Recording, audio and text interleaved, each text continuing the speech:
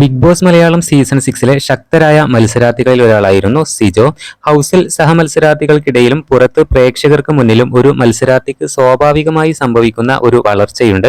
ദിവസങ്ങൾ മുന്നോട്ട് പോകുമ്പോൾ അവരുടെ പ്രവൃത്തികളും പെരുമാറ്റവും ഗെയിമിലെ മികവുമൊക്കെ കണ്ട് സ്വാഭാവികമായി രൂപപ്പെടുന്ന പ്രതിച്ഛായയാണ് അത്. അതിന് പ്രേക്ഷകർക്കിടയിൽ ഫാൻസും ഹേറ്റേഴ്സും ഉണ്ടാവുകയും ചെയ്യും. എന്നാൽ രണ്ടാഴ്ച പിന്നിട്ട സമയത്ത് അപ്രതീക്ഷിത പരിക്കിനെ തുടർന്ന് ഒരു മാസമാണ് സിജോക്ക് ഹൗസിൽ നിന്നും മാറി നിൽക്കേണ്ടി വന്നിരുന്നത്. റോക്കിയുമായുള്ള ആ ഒരു ഇഷ്യൂവിനെ തുടർന്ന് സിജോ ഹൗസിൽ നിന്നും കുറച്ച് ദിവസങ്ങൾക്ക് മാറി നിൽക്കേണ്ടി വന്നിരുന്നു.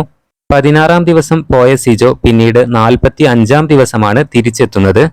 സിജോ പോയ സമയത്ത് ഒരു മത്സരാർത്ഥിക്കും വലിയ പ്രേക്ഷക പ്രീതിയോ ഷോയിൽ ആധിപത്യമോ നേടിയിരുന്നില്ല.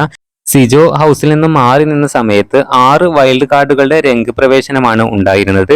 ആ സീസണിൽ ശരിക്കും ഗെയിം തിരിച്ചത് വൈൽഡ് കാർഡുകളുടെ വരവായിരുന്നു. ഷോയുടെ പകുതിയോളം തീർന്ന സമയത്ത് തിരിച്ചെത്തിയ സമയത്ത് സിജോക്ക് മുന്നിലുണ്ടായിരുന്നത് വലിയ ടാസ്ക് തന്നെയായിരുന്നു. എന്നിരുന്നാലും സിജോ നല്ല രീതിയിൽ തന്നെ ശ്രമിച്ചിട്ടുണ്ടായിരുന്നു.